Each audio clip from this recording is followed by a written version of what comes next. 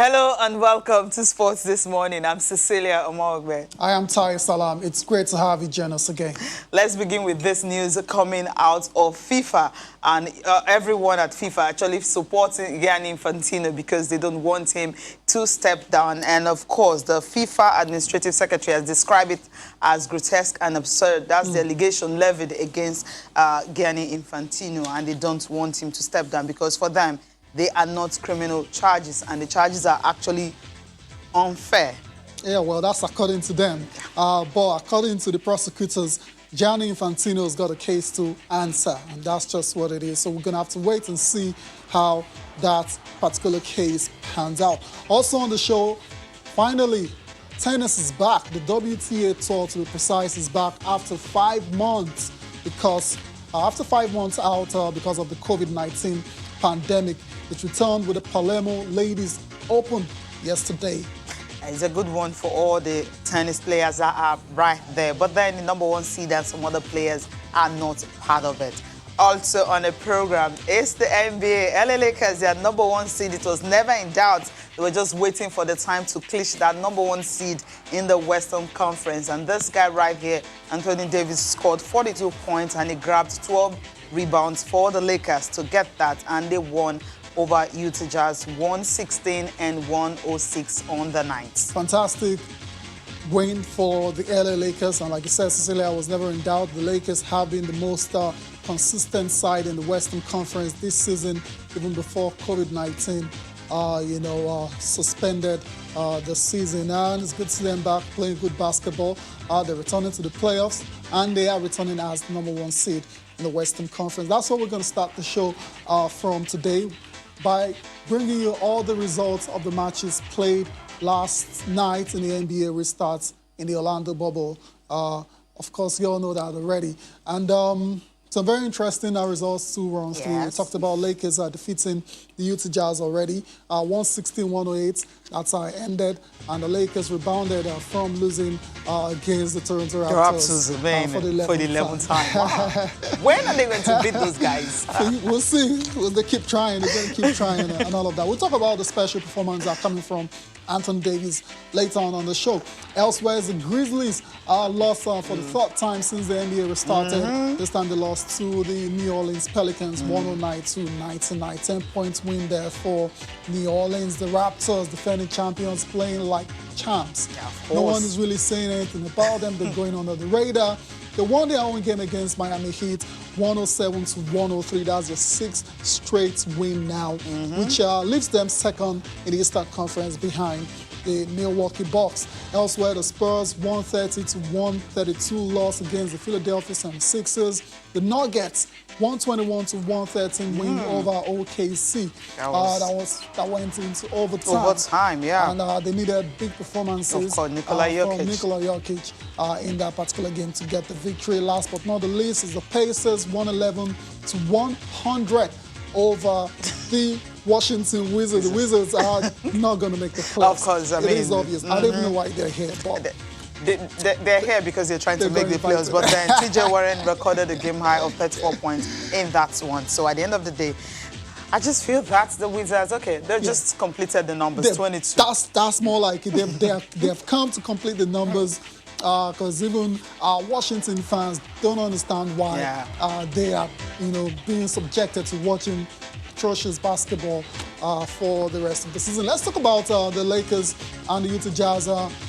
Cecilia? Yeah. Okay, yeah, the Utah Jazz and the Lakers. Like I said, it was a straightforward win for LA Lakers, 116-108. Anthony Davis was the star of the show. And 42 points, 12 rebounds. That's what he had on the night. AD. A lot of people have been talking about LeBron James. I mean, what he's done this season is remarkable. But Anthony Davis is the best player on the LA Lakers. Yeah, but then against Toronto Raptors, it was practically not. It wasn't there. Okay. Yeah, but I mean, that's the loss. But we're talking about the win against the Utah Jazz. Anthony Davis was the star of the show in that game. And LeBron James contributed 22 points, 9 assists. Dwight Howard also added 11 points and they improved their record 2-1 in the restarts. Yeah, good win for the Lakers. Let's listen to Anthony Davis now, right? Sure. Yeah, we saw his pictures earlier. All right, I mean, tying down Kobe Bryant's record is a good one for him. Of course, he says LeBron James is the guy who keeps all the stats and the coach. Obviously, he doesn't really keep the stats. But the thing is, they got to find out after the game that they are #1 seed in the Western Conference. Let's move away from the Lakers and talk about another one, Zion Williamson now. Since the restart, in the bubble and all that, he doesn't play much minutes, because, according to the coach, he says that's the directive from... No, directed from medics. Yeah. I mean, restart in the bubble. I mean, I'm just saying, especially the game where they were leading, he was taken out. At the end of the day, they ended up losing. He wasn't really so happy, but the coach said they needed to manage him. But this time around, I mean, he played more minutes, and his team won, New Orleans Pelicans. Yeah, what I was going to say was that, I mean, since the season started the season with an injury, serious injury, surgery, so he didn't play until towards the end of, the season, and it's come back. The NBA started again, and it's the same thing. They're still managing, his minutes and making sure he doesn't play too long or he doesn't, overplay and perhaps, injure himself again. And that's why we haven't seen a lot of Zion ball. Well, this time around, he's played 25 minutes after managing just 29 in his first two games. There you go. So, so slowly but surely, this guy is gradually increasing his minutes, and it's very, very crucial for the New Orleans Pelicans because they're in a very, very tight race for playoff spots. So they're going to be needing a lot of Zion, if they're going to achieve that. And it was good to see the young man playing fantastic basketball against Zion Williamson. 6 of his 23 points coming down the stretch, contributing immensely to that victory for the New Orleans Pelicans. Let's listen to Zion Williamson. Zion Williamson, that's the number one pick in the last NBA draft. Struggled a bit with injury, but starting to, get back to his old self. He's talked about do or die, competitive spirit, and those are that's kind of mentality you want to take into the NBA if you want to really go on and become an all-star or superstar. If you put it that way, like I said, the Pelicans are in a serious battle for the final playoff spots in the Western Conference. It's the first win since the NBA restarted in Orlando. So a very timely win from there. Hopefully they can, build on that victory, and you never know. And the team they played against the Memphis Grizzlies, their third loss since the restart. So they also are, they're just like Washington Wizards, just trying to complete the numbers. But in that one, John Moran, that's the guy who's the rookie of the year. He contributed just 11 points, 5 of 21 from the floor, and 1 of 10 from free throw points range. So it wasn't good at all. And of course, the coach had to react to that loss. Yeah, of course, when your team are really not playing so well, third loss, so he's really not happy with all that. Talking about Taylor Jenkins reacting to that loss to New Orleans Pelicans. Okay, let's move away from that. Indiana Pacers, another team that also on the winning side last night. Indiana Pacers had a good one, of course. Their coach and TJ Warren, who recorded a game high of 34 points, has to be reacting to that victory over, of course, the Washington Wizards is talking about 111 of 100, and you ask what are they still doing. But then they're trying to make the playoffs. By the end of the day, not looking good. Not looking good for who? Okay, let's get reactions. Of course, the Pacers are well placed. Well placed, but then I'm talking about the Washington Wizards. You mentioned earlier, they're just playing to complete the numbers. All right, TJ Warren there. I mean, 22 of the final, 24 points in the third quarter.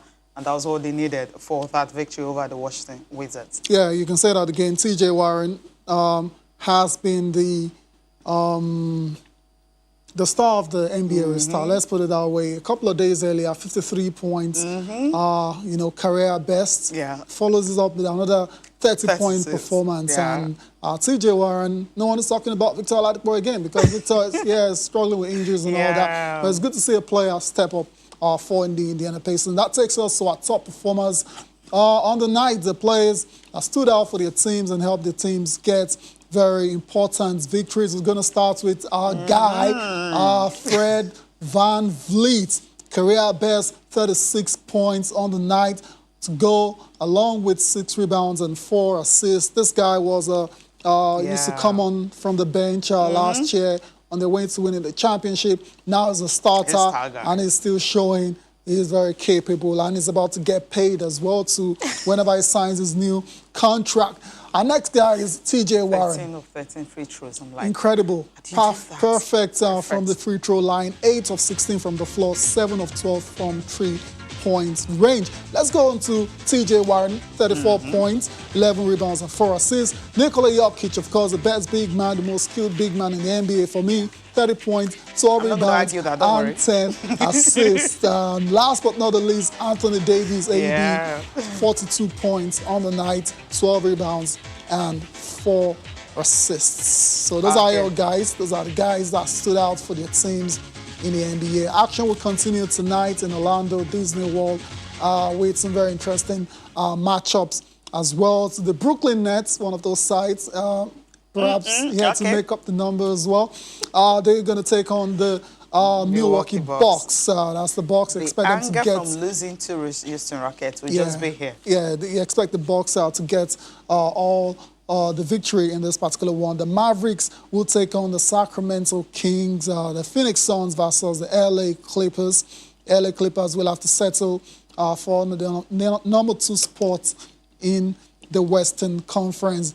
Orlando Magic, they'll take on the Indiana Pacers, while the Boston Celtics will take on the Miami Heat. For the Nets, a lot of injuries, very short-handed, decimated side, and they will struggle to hold on to the final spots, playoff spots in the Eastern Conference. So that's it for basketball now. Okay, we need to go on a break now. When we come back, we'll still be talking tennis. This time we're getting to hear from Alexander Zverev, world number 7, on whether he will be playing at the US Open or not.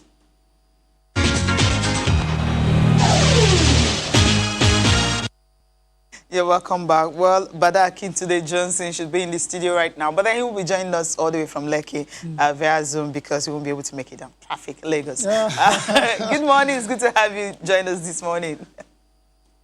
Good morning, Cecilia. It's good to be on the show. As I always say, whether physically or virtually, it's the same feeling. It's a great experience.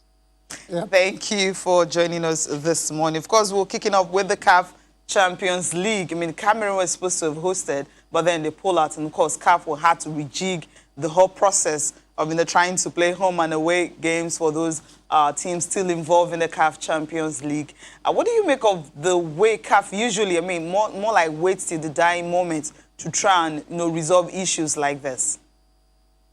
It's incompetence. It's ineptitude. It is what it is.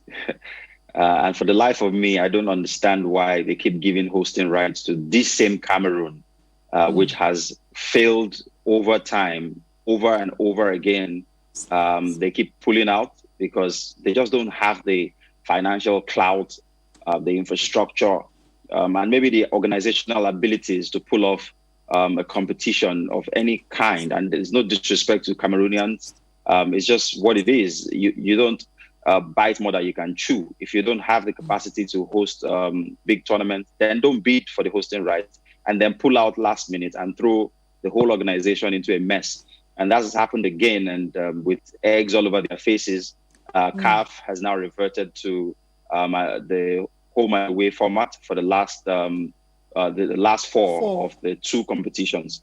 Yeah. Fortunately for them, they only have 3 countries involved. They have Egypt, Morocco, and Guinea over the competitions. Morocco having 3 of the 4 teams, I think. 3 of the 2 of the last 4 in the Champions League, and 1 other club in the other competition.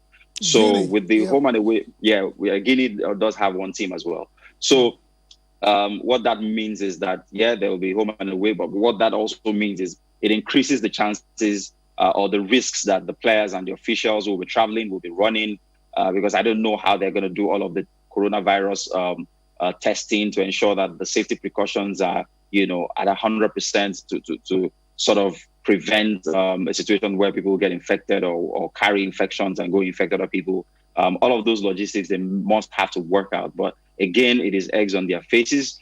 They've gone with a plan A that was always going to fail, and now they've reverted to plan B.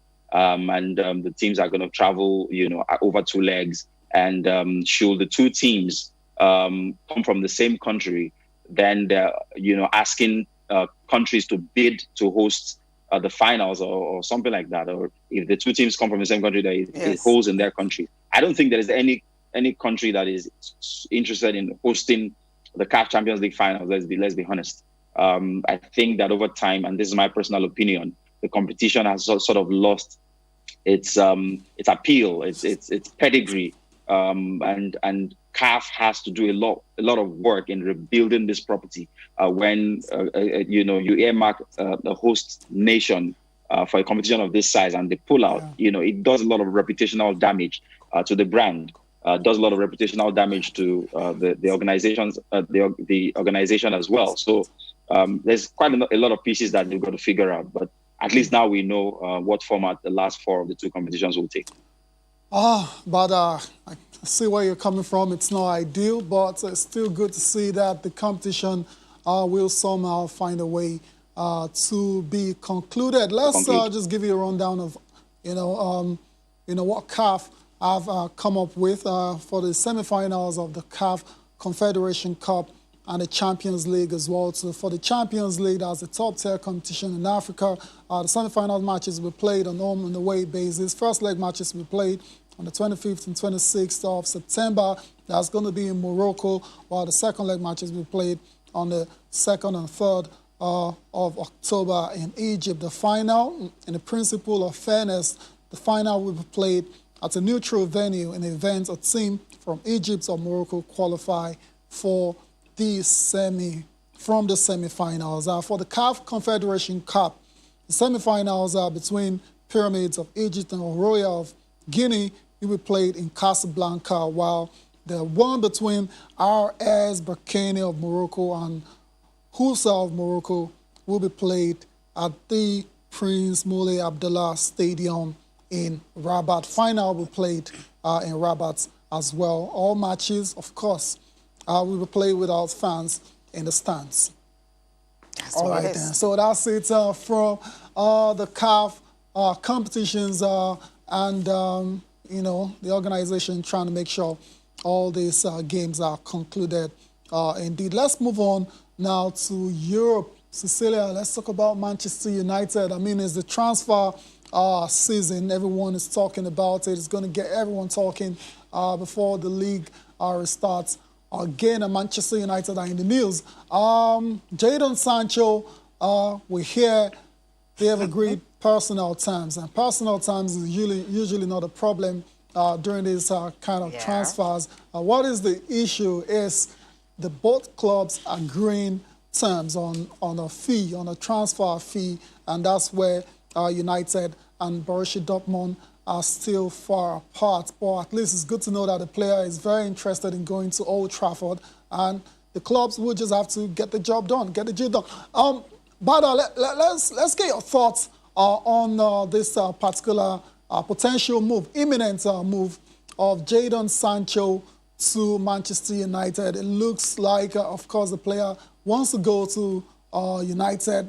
So Dortmund and Manchester United just have to sort out a deal as soon as possible. I think that the deal will be done. I think the deal will go through. I think they are borrowing a leaf from how Barcelona and the same Borussia Dortmund did the Ousmane Dembele deal. Right.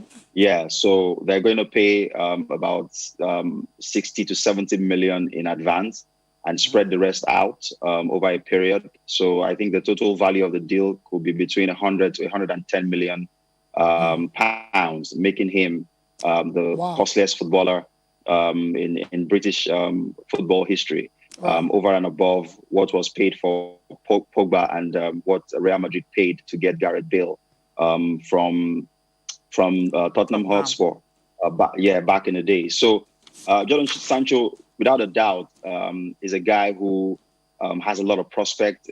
He's got a great, promising career ahead of him. In the last season, he did 17 goals, I think, and 17 assists. He's a he's got frightening pace. He's got trickery. He can score goals. He can assist.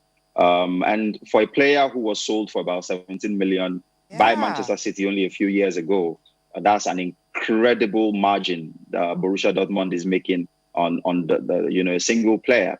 And that club has to be studied at Harvard, how they keep doing this sort of business.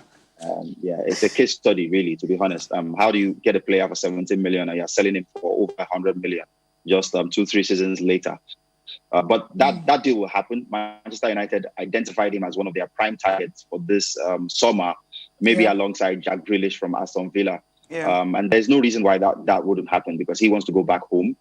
He wants to play in England. He's now in the Three Lions setup. So playing at home means that English fans can see him week in, week out, unlike where he is in Germany, where maybe the only times they get to see him is when he plays in the Champions League for Borussia Dortmund. So he'll go back home, a king, a guy who left a prince, not having a look in at Manchester City from Pep Guardiola.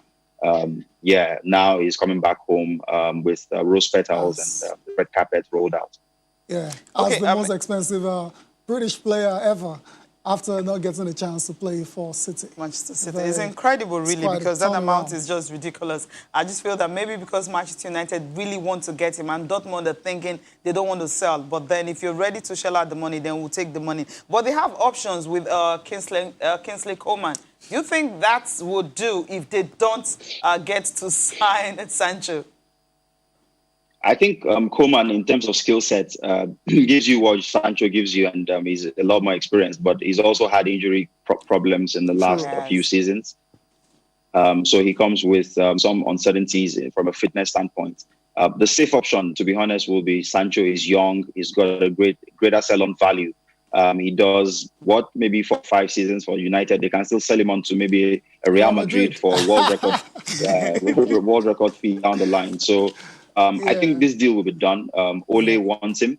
United fans want him, and he also wants the club. So there's no reason why it wouldn't happen.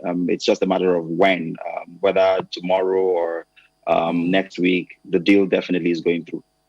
All right, so Manchester United fans, you all can look forward to the unveiling of Jadon Sancho very, very soon when United and Dortmund agree a deal.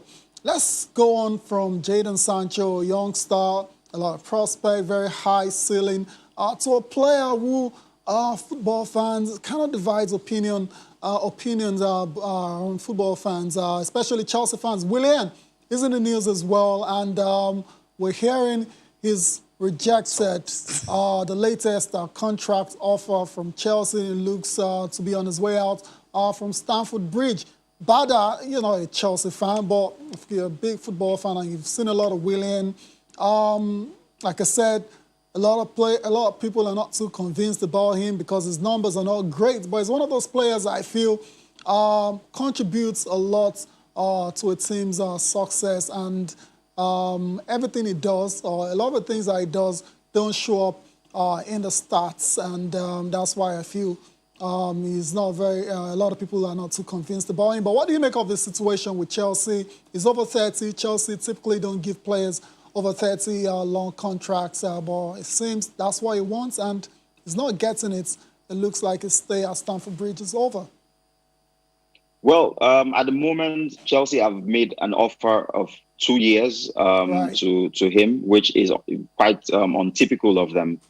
So that fundamentally tells you that they rate him very highly. They rate him very highly, and they want him to stay. But he's asking for a 3-year deal because, as much as people can say his numbers are not great, the stats don't actually back up that claim. If you look at his numbers in the Premier League alone this year, he did 9 goals and 4 assists. And there are not a lot of, apart from Kevin De Bruyne, there are not a lot of wingers who did those sort of numbers. So, and at 31, it might seem like, he's in the twilight of his career, he's winding down. But if Zlatan is still playing at 38 and Ronaldo is still scoring goals at 35, maybe the longevity of forward players these days has been extended by just better sports, science and better, access to medical intelligence, with the way they manage their careers. So Willian looks to me like a player that can still give you 3-4 seasons. And he's looking like he'll move on. They say Arsenal is very much interested. Yeah, Arsenal is talk ready to about table a that. bid, yeah, of about three years for Willian, and that wouldn't be a bad deal if you ask me, because he's a free agent and they True. only have to negotiate his wages. They don't have to pay a dime in transfer fees. So if Willian does move across the city like David Lewis did, I think Arsenal will be getting a phenomenal player. Great work rate. Yep. He's great with set pieces, scores free kicks. He's also, the kind of player that can slot in on the left side of midfield for Arsenal, where Aubameyang played under Mikel Arteta in the final weeks of the season. And then what that means is that Oba can go into his natural position in the center of attack, and then they can have Pepe and Willian wide of him. Two players who've got a lot of pace, have got a lot of trickery. If you look at Willian's numbers, they look very similar to Pepe's numbers this season. So if you have the wide men or the other two in that three-man attack, and we've heard Mateta say he wants to play 4-3-3 next season, so his front three will be most likely Willian, Pepe, and Aubameyang, with Laka playing, a bit part role, a support role, starting games in the cup competitions, or outrightly moving out, because there are also talks that Lacazette might be one of the players that Arsenal, are looking to move on, ship out in this close season. Yeah, William coming in, is it going to make Arsenal a stronger team? I think so, to be honest. It's certainly an upgrade. If you look at Arsenal post selling off Walcott, Oxlade-Chamberlain, Serge Gnabry, they've lost in the last 4 or 5 years a lot of their wide men, a lot of their true, wingers, players who have pace, who've got quality, who can deliver balls into the box, who also contribute their fair share of goals. Arsenal hasn't exactly replaced, those players. And Willian comes with that some sort of similar skill set. He's a great worker for the team. He goes up and down the wings quite, frequently over 90 minutes. He's got a great engine, and he can score goals and assist. So I think that that would be a fantastic piece of business, especially considering the fact that he's a free agent and Arsenal don't have a lot of money these days. So he'll be the kind of deal that Arsenal are looking for in the market. If it's not the loan deal like they did with Ceballos, they're looking to get free agents that can still do the business, even if they're over 30. Okay, that's interesting, because I was looking at some Arsenal fans were actually saying that, look, they really want William to come to the team. Some of them, some of them I spoke to, some of them are even journalists. I'm like, okay, it's going to be a good buy. He's 31. Matic went to Manchester United and they actually made the team better. But we've seen with William what he had contributed at Chelsea. So it's coming to us now. Obviously, it's going to be a big deal, as you said. But then, but we need to go on a break now. When we come back, we should be talking about FIFA in the sense that right now there's just this talk going around that FIFA have actually said that the criminal investigations against their own president, Gianni Infantino, is actually absurd and baseless, simply because they feel he has not done anything wrong.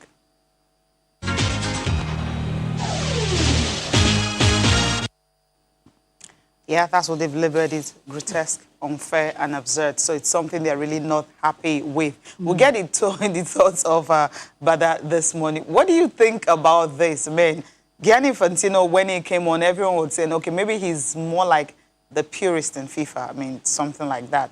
But right now, with these criminal investigations, of course, FIFA itself, it's saying that this is really an unfair investigation because it's got the right to really see the Attorney General of Switzerland. Well, Infantino knew he had his work cut out from the moment he became FIFA president, because he came into what was, without a shadow of a doubt, one of the most corrupt organizations in the world. Sepp Blatter is still serving a long ban, I think a 9-year ban, his predecessor, that is. And so he was always going to be expected to be above board from an ethical standpoint at any point in time. And what he has done on the surface looks like is not an offense, it's not a crime. He's only gone to see the Attorney General and had a conversation. He said he didn't take any notes of their meeting, which is, well, maybe understandable. I don't take notes at every meeting. I make mental notes sometimes. But if you consider that the Attorney General has had to leave his position because of the fallout of this meeting, then maybe there is more than meets the eye about that particular sit down that they had. So the investigations are on. I'm not going to play the judge or the jury in this case because I don't know all of the facts, but it does seem like there is more to it than what the guys at FIFA are saying. And like I already said, this is an organization that has a reputational problem already, a huge reputational problem, an organization that has almost become synonymous with corruption over the last decade or so. So Infantino would have to prove beyond all doubt that he's not just some of the same, cut from the same fabric as the Platinis and the Sepp Blatters of this world who were enmeshed in corrupt practices and were found out and were punished for it. So we would wait and see how this one goes, but it's not looking good at all for FIFA because yet again, they are being mentioned in connection with impropriety. They're being mentioned in connection with potential corrupt practices. And it is not just a good look on an organization that already has a huge reputational problem.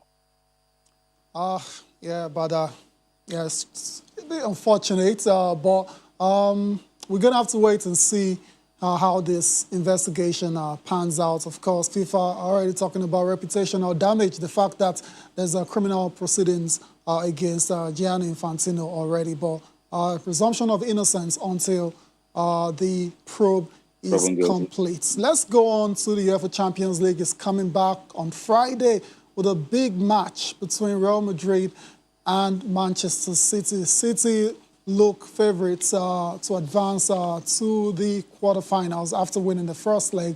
And for Real Madrid, they won the Spanish La Liga. There's good, the team is in great spirits. And I was listening to a few players yesterday, and they're quite confident that they can actually overturn the second leg, the first leg results. They should be confident. They are the group that has won under the same manager 3 back-to-back Champions League trophies. So if anyone can overturn the deficit, it's Real Madrid. Yeah, you can say without Ronaldo, but the core of the squad is still very much there. And Benzema did spearhead them to a La Liga title without Ronaldo. And so they should take confidence with how well they did in the domestic league going into this competition, into this particular second leg in Manchester. But who did they come up against? Pep Guardiola, their nemesis, the man who's beaten them in recent years more than any other manager. He went to the Bernabeu and executed a perfect game plan, came back from trailing to win 2-1. So they have 2 away goals to take back home. And I think what makes this task a lot more Herculean for Real Madrid is the fact that Manchester City had a barnstorming finish to the Premier League season. Right. Yes, they lost to Southampton and lost to Arsenal in the semi-final of the FA Cup. But they were eating teams for lunch and dinner, beating teams 5-0 for fun. And it just tells you that on their day when they find their form, when they're free-flowing, when the Brenner is in the thick of things and is commanding the orchestra left, right, and center, they can destroy any team. They did that in Liverpool after the week following Liverpool's league win. And if Real Madrid don't bring their A game, they can be destroyed totally by this Manchester City team. Pep Guardiola has the full complement of his team except for Sergio Aguero. Everyone is fit. He's probably got the deepest squad of all the teams that are left in this year's Champions League. And for the fact that after these games, the second legs that are to be completed, they go off to a neutral venue where it takes a look of a tournament. And I think with Pep understanding that they've not had a great domestic season, they've surrendered their league title. They also surrendered the FA Cup to Arsenal. To salvage their season, he's got to win the one trophy that he's not won for the club, which is the UEFA Champions League. Hasn't even made the semi-finals since he became City's coach. I don't think that they've had a better chance than now to do it. And my money will be Manchester City completing the job, but don't completely rule out Real Madrid causing an upset and overturning it if City don't themselves bring their A game. So it has all the trappings, all the makings of, a classic, of an absolute cracker of a football match. And I really can't wait for Friday to see these two teams take to the field. I can't wait too, but without Sergio Ramos, it's going to be a bit difficult for Real Madrid, knowing that all through the time they were trying to win the title, Sergio Ramos had to step up quite a number of times, converting penalties and even scoring a lone goal for them to be able to win the title. But without him, it's going to be a difficult one for them. That's what I think. Difficult, but not impossible. All right. Okay, let's go straight to the papers quickly. I think, Sporting Sun, we'll start with the Sporting Sun. We'll get your thoughts on one of the stories of this one. Igalo quits Man U in January. This is yes. okay. This is not a story because we know it's gonna go. Ian Achor's Aston Villa move doubtful. Aubameyang to pen £250,000 week deal. Osimhen breaches in down. Okay. All right. Let's go to complete sports straight away. Bada, your thoughts on Victor Osimhen joining Napoli? A player, Italian player, former Italian player, Cannavaro says is perfect for the Naples side. What are you expecting from Victor Osimhen in Naples from next season? I agree with Cannavaro. I think that Osimhen and Napoli were a match made in heaven. And I've said it on the show quite a number of times. Even when we didn't know where he was headed, I said I hope that he chose Napoli over any other club because I know that he will thrive.